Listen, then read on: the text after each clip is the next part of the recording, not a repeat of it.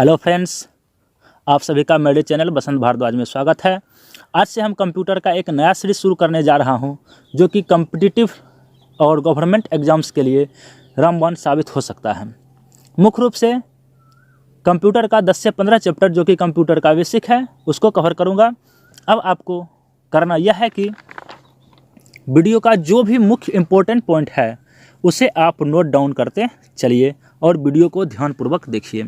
तो दोस्तों, वीडियो शुरू करने से पहले बता दूं कि वीकली 2 वीडियो, एक बुधवार यानी वेडनेसडे और दूसरा रविवार यानी सैटरडे को प्रातः 8 बजे अपलोड किया जाएगा। सुबह 8 बजे अपलोड कर दिया जाएगा। तो आप लोग चैनल को सब्सक्राइब कर लीजिए ताकि सभी वीडियो का नोटिफिकेशन आप तक पहुँच सके। तो चलिए आज का वीडियो शुरू करते हैं। आज का हमारा टॉपिक है इंट्रोडक्शन टू कंप्यूटर। सबसे पहला पार्ट है। सबसे पहला अब हम पढ़ेंगे कंप्यूटर के बारे में। तो कहता है the word computer comes from the word compute which means to calculate. Computer word एक ग्रीक वर्ड कंप्यूट से लिया गया है जिसका अर्थ होता है टू कैलकुलेट यानी गणना करना। Thereby computer is an electronic device that can perform arithmetic as well as logical operations at high speed. Computer एक विद्युत से चलने वाला उपकरण है जो परफॉर्म कर सकता है अरिथमेटिक और लॉजिक ऑपरेशन को। अरिथमेटिक ऑपरेशन कहने का मतलब एडिशन सब्ट्रैक्शन यानी मैथमेटिकल संबंधित जो होगा, और लॉजिकल ऑपरेशंस में आ जाएगा जैसे तार्किक, जैसे तुलनात्मक कोई ऑपरेशन हो। जैसे हम स्टूडेंट्स को कोई सॉल्व करने के लिए कोई क्वेश्चंस देते हैं, जैसे हम उसको दे देते हैं 8 और 7 और इसमें पूछते हैं कि इसमें बड़ा और छोटा कौन है, तो इसमें वो कुछ तर्क करेगा, कुछ तुलना करेगा। यहाँ तुलनात्मक हो गया तो हम इस तरीक़ा से साइन लगा सकते हैं कि यह बड़ा है और यह छोटा है। इस तरीक़ा का भी वर्क कंप्यूटर कर सकता है, हाई स्पीड से बहुत तेज़ी से कर सकता है। एक computer is also called a data processor. Computer को हम डाटा प्रोसेसर भी कहते हैं because it can store process and retrieve data when ever desires, क्योंकि यह डाटा को स्टोर और प्रोसेस और रिट्राइव करता है जब भी आवश्यकता होता है। अब देखिए इसके बाद का टॉपिक हमारा है डाटा प्रोसेसिंग। डाटा प्रोसेसिंग क्या है? आप लोग कंप्यूटर साइकिल के बारे में पढ़े होंगे। IPO कंप्यूटर साइकिल क्या है? IPO इनपुट प्रोसेस और आउटपुट, यानी कोई भी उपकरण है वह इसी सिद्धांत पर काम करेगा। IPO यानी इनपुट प्रोसेस और आउटपुट। तो अगर हम एक एग्जांपल दे दें आपको आटा चक्की का, तो वहाँ पर क्या होता है, गेहूँ इनपुट के रूप में दिया जाता है और चक्की के अंदर जाकर के वो प्रोसेस होता है, फिर आटा के रूप में आउटपुट निकलता है। तो यहाँ डाटा जो होगा ये क्या हो जाएगा, इंस्ट्रक्शन हो जाएगा या इनपुट कह सकते हैं। उसके बाद कंप्यूटर प्रोसेस करेगा, उसके बाद आउटपुट मिलेगा जिसे हम लोग इन्फॉर्मेशन कहेंगे। The activity of processing data using a computer is called data processing. Data is a raw material used as input and information as processed data obtained as output of data processing। यानी data क्या है? Data एक raw materials है जिसका उपयोग input के लिए या कंप्यूटर को इन्फॉर्मेशन देने के लिए किया जाता है, और जब यह डाटा प्रोसेस हो जाता है तब यह आउटपुट कहलाता है। आउटपुट हमें मिलता है, जैसे कि आप जानते होंगे कि जैसे अखबार में बहुत सारा कंटेंट्स दिया हुआ रहता है और किसी कॉर्नर में जैसे कोई इन्फॉर्मेशन दिया हुआ है, जैसे लिखा हुआ है कि एक एग्जांपल के तौर पर देखा जाए कि इस सिनेमा हॉल में ये मूवी लगा हुआ थी, हमारे लिए एक इन्फॉर्मेशन हो गया कि इस हॉल में ये मूवी लगा हुआ है, तो हम उस हॉल में जाकर के उस मूवी को देख सकते हैं। इसके बाद देखिए है कैरेक्टरिस्टिक्स ऑफ कंप्यूटर, यानी कंप्यूटर का विशेषता। सबसे पहला विशेषता है ऑटोमेटिक, यानी कंप्यूटर जो है वह ऑटोमेटिक वर्क कर सकता है। गिवन ए जॉब, जब इसे हम एक काम दे देते हैं, computer can work on it automatically without human intervention, बिना कोई मानव हस्तक्षेप का, कोई ह्यूमन हस्तक्षेप का, इंटरवेंशन मतलब हस्तक्षेप होता है, यह अपना काम ऑटोमेटिकली करते जाएगा। जैसे हम इसे कंप्यूटर को एक बार कमांड दे दें कि 100 पेज प्रिंट आउट निकालना है प्रिंटर के माध्यम से, जब एक बार हम कमांड दे देंगे 100 पेज का, तो हम अपना दूसरा वर्क भी कर रहे हैं, तो कंप्यूटर 100 पेज ऑटोमेटिकली निकाल करके तभी वो अपना काम स्टॉप करेगा। दूसरा है speed. Computer can perform data processing jobs very fast. Computer data processing का काम बहुत ही फास्ट करता है, माइक्रो सेकेंड में कर देता है। अब देखिए कहता है usually measured in micro second 10 to the power -6, 10 पर power -6, nano second 10 to the power -9 और pico second 10 to the power -12। तो इतना जल्दी यह डाटा को कर लेता है। जैसे हम इनपुट देते हैं वो मशीन लैंग्वेज में कन्वर्ट होता है जैसे हम तो इनपुट दे रहे हैं कंप्यूटर को हाई लेवल लैंग्वेज में, क्योंकि कीबोर्ड पर तो हमको क्या दिखाई दे रहा है, ABCD दिखाई दे रहा है, जो कि हाई लेवल लैंग्वेज के अंतर्गत आता है। तो उसके बाद क्या होगा, कन्वर्ट होगा मशीन लैंग्वेज में, असेंबलर करेगा, कंपाइलर करेगा, जो होगा अपना उसको मशीन लैंग्वेज में कन्वर्ट करके दे देगा। फिर कंप्यूटर के अंदर प्रोसेस होगा और देन हाई लेवल लैंग्वेज में हमें आउटपुट मिलेगा। तो यह वर्क करने में जो टाइम लगता है वह 1 माइक्रोसेकंड लगता है। इसके बाद देखिए, इसके बाद है हमारा accuracy. Accuracy of computer is consistently high. Computer का एक्यूरेसी यानी शुद्धता जो है वो कंसिस्टेंटली हाई है। And the degree of its accuracy depends upon its design. और इसका शुद्धता किसके ऊपर निर्भर करेगा, तो इसके डिज़ाइन के ऊपर निर्भर करेगा। Computer errors caused due to incorrect input data or unreliable programs are often referred to as garbage in garbage out, GIGO यानी GIGO। यानी कंप्यूटर तभी अपना वर्क गलत कर सकता है, अपना काम गलत कर सकता है जब उसे इनपुट गलत दिया जाएगा। यानी गार्बेज इन गार्बेज आउट, अगर गार्बेज देंगे तो गार्बेज ही मिलेगा, गलत इंस्ट्रक्शन देंगे तो गलत आउटपुट होगा। जैसे कि एक एग्जांपल के तौर पर आप देख लीजिए कि हमें करना है 2 + 2 = 4, तुरंत आंसर दे देगा 2 + 2 = 4। उसके बाद हम इंस्ट्रक्शन क्या दे दिए, हमको करना है 2 + 2 = 4, लेकिन इंस्ट्रक्शन दे दिए 2 - 2 = क्या, ये तुरंत आंसर 0 दे देगा। तो उस समय हमें होगा कि ये तो कंप्यूटर गलती कर दिया है। फिर हम देखेंगे तो यहाँ तो खुद हम गलत हैं, क्योंकि हम इंस्ट्रक्शन यहाँ गलत दिए हैं। तो यह गार्बेज इन और गार्बेज आउट। इसके बाद है डिलीजेंस। डिलीजेंस में क्या कहते हैं, computer is free from monotony. Computer monotony से फ्री है, टायर्डनेस से भी फ्री है। Lake of concentration, it can continuously work for hours without creating any errors and without grumbling. Computer monotony से फ्री होगा, थकावट भी महसूस नहीं होगा। और लेक ऑफ कंसंट्रेशन, जैसे मानव को एक ही वर्क करते करते उसका ध्यान कहीं भटक जाता है, एक जगह से दूसरी जगह चला जाता है, लेकिन कंप्यूटर को जो वर्क दे दिया जाता है वही वर्क अपना करते रहता है विदाउट ग्रम्बलिंग का या फिर एरर का, कोई भी गलती नहीं करेगा। वर्साटिलिटी के कहने का मतलब है अनेकों काम को करने वाला, जो अनेकों काम को एक साथ कर सकता है at a time, same time में मैनी मोर वर्क। जैसे अगर एग्जाम्पल हम ले लेते हैं, एक एग्जाम्पल के थ्रू बता दिया जाए। जैसे हम कंप्यूटर में कोई म्यूजिक स्टार्ट कर दिए, कंप्यूटर में क्या कर दिए हैं, कोई म्यूजिक स्टार्ट कर दिए हैं और हमारे कंप्यूटर में म्यूजिक बज रहा है, म्यूजिक चालू है। म्यूजिक चालू होने के बाद क्या होगा, अब दूसरा वर्क हम प्रिंट आउट के लिए उसको कमांड दे देते हैं, प्रिंट आउट भी हो रहा है। तीसरा हम क्या करते हैं, फोटोशॉप या फिर MS वर्ड में हम निकाल करके कोई अपना वर्क कर रहे हैं। तो यह तीनों काम जो है एट ए टाइम हो रहा है, यानी एक ही समय में हम 3 काम कर रहे हैं। तो वही कहता है कि computer is capable of performing almost any task if the task can be reduce to a finite series of logical step. वह लॉजिकल स्टेप वह अपने लॉजिक से उस वर्क को कंप्लीट करते जाता है 1 बाय 1। जैसे म्यूजिक भी बज रहा है, प्रिंट आउट भी हमारा निकल रहा है, पावर पॉइंट या MS वर्ड में है, एक्सेल में है, एक्सेस में है या कोरल ड्रॉ में है, हम अपना वर्क भी कर रहे हैं। यानी एक साथ कंप्यूटर पर हम बहुत सारा काम यानी 1 2 3 4 5 काम कर सकते हैं। इसके बाद है पावर रिमेम्बरिंग।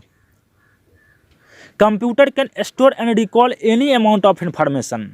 कंप्यूटर स्टोर और रिकॉल कर सकता है किसी भी प्रकार के इन्फॉर्मेशन को या किसी भी इन्फॉर्मेशन को because of its secondary storage capabilities. जैसे अब हम इस वीडियो में ही अगर चर्चा कर रहे हैं तो अगर आप हमें कहिएगा सर दोबारा इसी वीडियो को बनाइए, तो हो सकता है कि कुछ हम डिटेल से बता दें या हो सकता है कुछ शॉर्ट में बता दें आपको, लेकिन कंप्यूटर में जो जितना डाटा हम रखेंगे सेम वही डाटा हमें मिल जाएगा, चाहे हम 2 दिन के बाद लें, 5 दिन के बाद लें, 10 दिन के बाद लें। लेकिन हमें अगर कहिएगा या कोई ह्यूमन बींग्स को कह दीजिएगा कि अभी किसी टॉपिक पर बोलने के लिए, तो उस टॉपिक पर बोल लेगा, फिर कुछ सेकंड कुछ मिनट बाद दोबारा उनको कहिएगा बोलने के लिए, तो उसी टॉपिक पर वो अलग तरीक़ा से डिफाइन करेंगे, ठीक। लेकिन कंप्यूटर हमारा सेम तरीक़ा से ही डिफाइन करेगा। इट फॉरगेट्स और loses certain information only when it is asked to do so. यह किसी भी इन्फॉर्मेशन को लूज करेगा कब, तो जब आप कहिएगा। जैसे जब किसी फाइल को आप डिलीट करिएगा तो आपसे वो पूछेगा कि फाइल को डिलीट करना है या फिर नहीं, are you sure you want to delete this file. ठीक, इस फाइल को आप डिलीट करना चाहते हैं तो आप यस पर क्लिक करिए, नहीं करना चाहते हैं तो नो पर करिए। अगर आप क्लिक करना चाहते हैं तो कर दीजिए, कोई दिक्कत नहीं है, कंप्यूटर उसको डिलीट कर देगा। इसके बाद है नो IQ। कंप्यूटर के पास अपना IQ नहीं है, इंटेलिजेंस क्वेश्चन जो होता है उसके पास अपना नहीं है। A computer does only what it is programmed to do. Computer सिर्फ वही वर्क कर सकता है जो प्रोग्रामर के द्वारा प्रोग्राम्ड किया गया है। It can not take its own decision in this regards. यह इस संबंध में कोई अपना डिसीजन नहीं ले सकता है। तो ऑब्जेक्टिव क्वेश्चन में पूछ सकता है कि IQ ऑफ कंप्यूटर, तो आप लोग क्या करिएगा, जैसे ऑप्शन में मान लीजिए कि 20 दे देगा, 30 दे देगा, 0 दे देगा और 40 दे देगा, तो आपको क्या चूज करना है, आपको 0 चूज करना है, क्योंकि कंप्यूटर के पास कोई भी IQ नहीं है। इसका IQ कैपेबिलिटी क्षमता जो है वह 0 है। इसके बाद है नो फीलिंग्स। इसके पास फीलिंग्स भी नहीं है। Computer are devoid of emotions. Their judgement is based on the instruction given to them in the form of programs that are written by us human being. यानी इसका जजमेंट जो होगा वह किसके आधार पर होगा, तो वह इंस्ट्रक्शन जो ह्यूमन बीइंग्स के द्वारा लिखा गया प्रोग्राम्स, उस प्रोग्राम के अनुसार ये अपना जजमेंट देगा। इसके बाद हमारा टॉपिक है evolution of computers. Evolution of computers में तो Blaise Pascal's invented the first mechanical adding machine in 1642। Blaise Pascal नाम के एक वैज्ञानिक थे जो कि पास्कलाइन का इन्वेंशन किए थे। पास्कलाइन के माध्यम से हम एडिशन और सब्ट्रैक्शन कर सकते थे। कब, तो 1642 यानी 1642 ईस्वी में वेल्जी पास्कलाइन का इन्वेंशन किए थे। इसके बाद Charles Babbage is considered to be the father of modern digital computer. Charles Babbage को father of modern digital computer कहा जाता है। क्यों? He designs difference engine in 1822, क्योंकि यह एक डिफरेंस इंजन बनाए थे 1822 ईस्वी में। He design as fully automatic analytical engine in 1842 और 1842 ईस्वी में यह फुल्ली ऑटोमेटिक एनालिटिकल इंजन बनाए थे for programming basic arithmetic functions. Programming के आधार पर अर्थमेटिक फंक्शंस भी कर सकता था, अर्थमेटिक कार्य भी कर सकता था। His efforts established a number of principles that are fundamental to the design of any digital computer. यानी अभी भी डिजिटल कंप्यूटर को डिजाइन करने के लिए उस समय के प्रिंसिपल्स को लिया जाता है। Some well known early computers. सबसे पहला हमारा है द मार्क 1 कंप्यूटर्स। यह 1937 ईस्वी से 1944 ईस्वी तक था। उसके बाद है द एटोनोसॉफ वेरी कंप्यूटर्स 1939 से लेकर के 1942 तक था। द ENIAC 1943 से 1946 तक का था और इसका full form electronic numerical integrator and computer. Electronic numerical integrator and computer.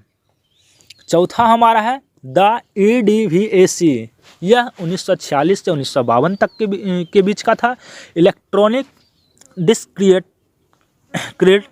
Variables automatic computers. Electronic discrete variable automatic computer. इसके बाद था EDSAC। यह 1947 से 1949 ईस्वी के बीच का कंप्यूटर था। Electronic delay storage automatic calculator. Electronic delay storage automatic calculator. छठा है मैनचेस्टर मार्क 1। यह 1948 ईस्वी का कंप्यूटर था। The UNIVAC UNIVAC 1। यह कंप्यूटर 1951 ईस्वी का था और इसका फुल फॉर्म है यूनिवर्सल ऑटोमेटिक कंप्यूटर। इसके बाद नेक्स्ट टॉपिक हमारा है कंप्यूटर जनरेशंस। कंप्यूटर जनरेशन यानी कंप्यूटर का पीढ़ी, जैसे ह्यूमन पीढ़ी होता है, पहले जैसे अर्ली ह्यूमन था जिन्हें कुछ भी पता नहीं था, फिर धीरे धीरे धीरे धीरे उसमें सुधार होते गए आगे। सेम उसी तरीक़ा से कंप्यूटर जो पहला था, कंप्यूटर में टेक्नोलॉजी के आधार पर इसे कैटेगराइज किया गया है 5 पार्ट्स जनरेशंस में। जैसे generation in computer talk is a step in technology, ठीक, इसके टेक्नोलॉजी के आधार पर इसका वर्गीकरण किया गया है। It provides a framework for the growth of computer industries till today. There are mainly 5 generation computer generations. सबसे फर्स्ट जनरेशन हमारा कंप्यूटर है 1940 से 1956 के बीच का जो भी कंप्यूटर है वो हमारा फर्स्ट जनरेशन कंप्यूटर है। The first generation computers use vacuum tube and machine language was use for giving the data instruction. उस समय टेक्नोलॉजी के रूप में यानी फर्स्ट जनरेशन कंप्यूटर में टेक्नोलॉजी के रूप में वैक्यूम ट्यूब का यूज किया गया था और इंस्ट्रक्शन के रूप में मशीन लैंग्वेज दिया जाता था। These computer were large in size. इस कंप्यूटर का साइज जो था वह वेरी लार्ज था, बहुत बड़ा था। लगभग अभी का जो रूम है उस रूम के अनुसार 3 रूम के बराबर होगा, लगभग 100 फीट लंबा। Their programming was difficult task. इसमें प्रोग्रामिंग करना क्या था, बहुत ही डिफ़िकल्ट वर्क था, बहुत कठिन था, क्योंकि प्रोग्रामिंग इसमें 0 और 1 यानी मशीन लैंग्वेज के रूप में किया जाता था। अब 0 1 इस तरीक़ा से दिया हुआ रहेगा तो समझ में क्या आएगा, कहाँ है, तो नंबर सिस्टम में हम लोग पढ़ेंगे कन्वर्ट करने के लिए कैसे बाइनरी को डेसिमल में करते हैं, डेसिमल को बाइनरी में, बाइनरी को ऑक्टल में, बाइनरी को हेक्साडेसिमल में, हेक्साडेसिमल को बाइनरी नंबर में। तो ये सब हम नेक्स्ट टॉपिक में चर्चा करेंगे जब हम नंबर सिस्टम के बारे में पढ़ेंगे उस समय। The electricity consumption was very high. अब बिजली का खपत भी बहुत ज़्यादा था, चूँकि बहुत बड़ा कंप्यूटर था तो बिजली का स्वाभाविक है कि बिजली का खपत ज़्यादा होगा। Some examples of first generation of computers ENIAC, दूसरा है EDVAC, तीसरा है EDSAC, चौथा है CAF और पाँचवा है UNIVAC फर्स्ट। इसके बाद चलिए चर्चा करते हैं सेकेंड जनरेशन ऑफ कंप्यूटर पर। तो सेकेंड जनरेशन ऑफ कंप्यूटर हमारा क्या रहा in second generation computers vacuum tube was replaced by transistor. अब वैक्यूम ट्यूब को हटा करके ट्रांजिस्टर का उपयोग किया जाने लगा। वैक्यूम ट्यूब को हटा दिया गया और उसके जगह पर ट्रांजिस्टर का उपयोग किया जाने लगा।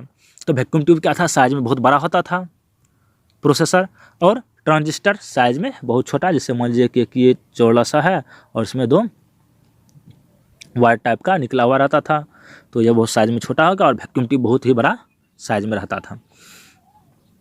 इसके बाद आप देख सकते हैं this generation computer generate less heat were levels the first operating system developed in this generation. अब इस सेकेंड जनरेशन का कंप्यूटर जो था साइज में भी छोटा हो गया और स्वाभाविक है कि साइज में छोटा होने के बाद गर्मी कम उत्पन्न होगा, बिजली का भी खपत कम होगा, इलेक्ट्रिसिटी कंजम्पशन जो होगा वो भी कम हो जाएगा और रिलायबल भी हो गया। और second the first operating system, सबसे पहला ऑपरेटिंग सिस्टम OS जो था डेवलप्ड किया गया था सेकेंड जनरेशन कंप्यूटर के टाइम में। तो यहाँ से भी ऑब्जेक्टिव बन सकता है कि first operating system developed in which generation, तो आप कह सकते हैं सेकेंड जनरेशन में 1956 टू 1963 के बीच किया गया था। इसके बाद का हमारा टॉपिक है third generation 1964 to 1971। The third generation computers replace transistor with integrated circuit known as chip. अब थर्ड जनरेशन कंप्यूटर में ट्रांजिस्टर को भी हटा दिया गया, इसके जगह पर इंटीग्रेटेड सर्किट का उपयोग किया जाने लगा, चिप का, जो कि इस प्रकार का एक रहता था प्लेट, इधर भी दोनों साइड निकला हुआ और इधर भी निकला हुआ, जिसको कि बोर्ड में एडजस्ट किया जाता है। From small scale integrated circuit, इसे शॉर्ट फॉर्म में आप SSIC भी कह सकते हैं। Small scale integrated circuit which had 10 transistor, जिसमें कि 1 2 3 4 5 6 7 8 9 10, जिसमें कि 10 ट्रांजिस्टर लगा हुआ रहता था पर चिप, एक चिप में। अब कहता है technology develop to MSI medium scale integrated circuit with 100 transistor per chip. अब इसी तरह का चिप था जिसको कि थोड़ा मॉडिफाई किया गया था, बड़ा बनाया गया उसको, जिसमें कि 100 ट्रांजिस्टर पर चिप लगा हुआ रहता था। These computer were smaller. अब एक ट्रांजिस्टर फिर ट्रांजिस्टर लगाएंगे। अब बहुत सारे ट्रांजिस्टर की जगह पर एक चिप लगाया जा रहा है, जिसके कारण उसका साइज और छोटा हो गया, स्पीड भी फास्ट हो गया और रिलायबल भी हो गया। High level language invented in this generation. इस जनरेशन में हाई लेवल लैंग्वेज का भी आविष्कार किया गया। तो यहाँ भी क्वेश्चन कर सकता है कि हाई लेवल लैंग्वेज का इन्वेंशन कब हुआ था, तो थर्ड जनरेशन में हुआ था। चलिए नेक्स्ट टॉपिक को देखते हैं।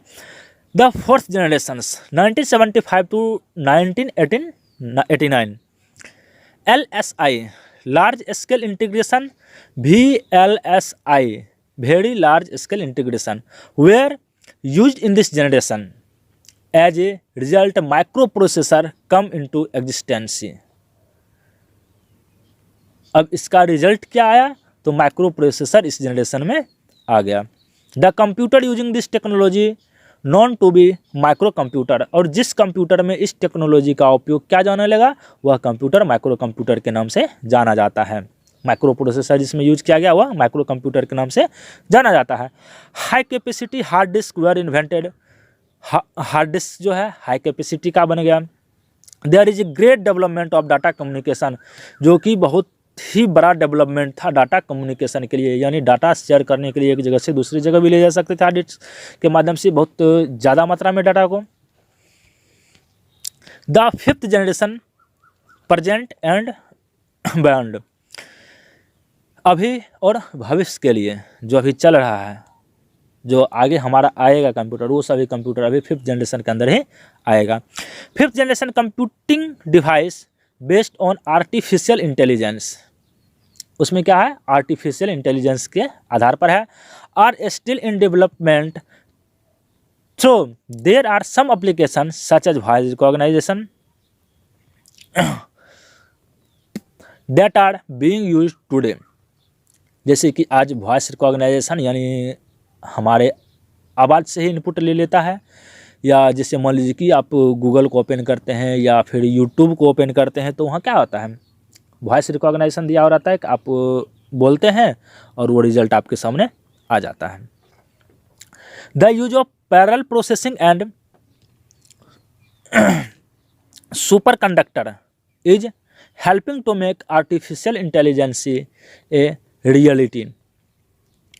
Quantum computation and molecular and nanotechnology will radically change the face of computers in year to come. Some computers terms and full form, कुछ कंप्यूटर टर्म्स और फुल फॉर्म है जिसको अभी देखेंगे हम। तो जैसे यहाँ पर हमारा है garbage in garbage out, garbage इन और गार्बेज आउट। तो चर्चा किस बात पर चला था कि अगर आप कंप्यूटर को गार्बेज दीजिएगा तो वो आपको रिजल्ट में भी क्या देगा, गार्बेज ही देगा। गलत इंस्ट्रक्शन दीजिएगा तो गलत आउटपुट मिलेगा। GUI graphical user interface, IC integrated circuit, large scale integration VLSI, medium scale integration MSI, PC का personal computer, SSI small scale integration, ULSI ultra large scale integration.